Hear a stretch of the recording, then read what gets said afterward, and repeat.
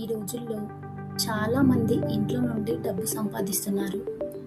మీరు కూడా మీ ఫ్రీ టైంని యూజ్ చేసుకుని ఆన్లైన్లో ఎర్న్ చేయాలి అనుకుంటున్నారా?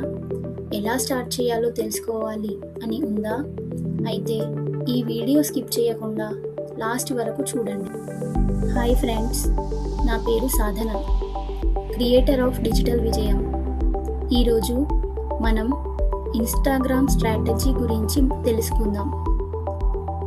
బట్ ఫస్ట్ ఒక ఇంపార్టెంట్ ప్రాబ్లం గురించి మాట్లాడుకుందాం. ఇన్స్టాగ్రామ్లో కంటెంట్ ఐడియాస్ లేక ఇబ్బంది పడుతున్నారా?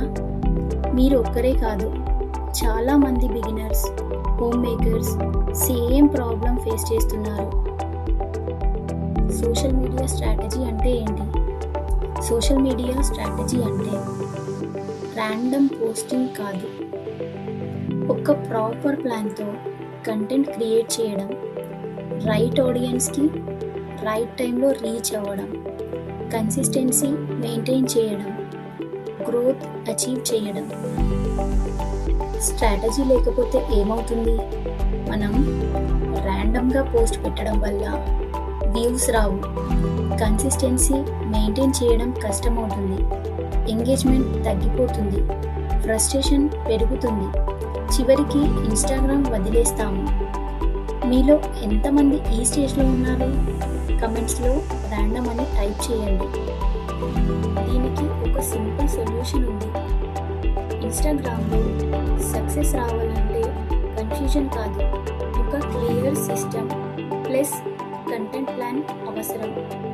అదే ఫాలో అయితే గ్రోత్ ఈజీ అవుతుంది. ఇప్పటికే చాలామంది డిజిటల్లీ యాక్టివ్గా ఉన్నారు. సోషల్ మీడియా ఇప్పుడు అందరూ యూజ్ చేస్తున్న ప్లాట్ఫామ్.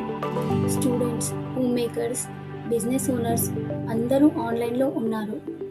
కంటెంట్ కన్జ్యూమ్ చేస్తున్నారు, ప్రొడక్ట్స్ మరియు సర్వీసెస్ సెర్చ్ చేస్తున్నారు, బ్రాండ్స్ని ఫాలో అవుతున్నారు. ఈ రోజుల్లో చాలా వరకు బిజినెస్ ఆన్లైన్లోనే జరుగుతుంది.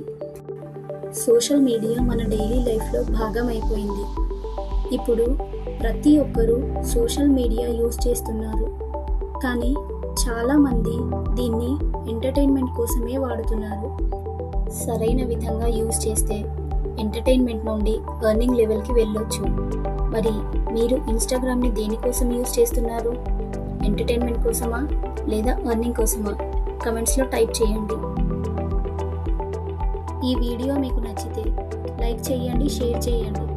ఇలాంటి ఇంకా యూస్ఫుల్ టిప్స్ కోసం డిజిటల్ విజయాన్ని సబ్స్క్రైబ్ చేయండి.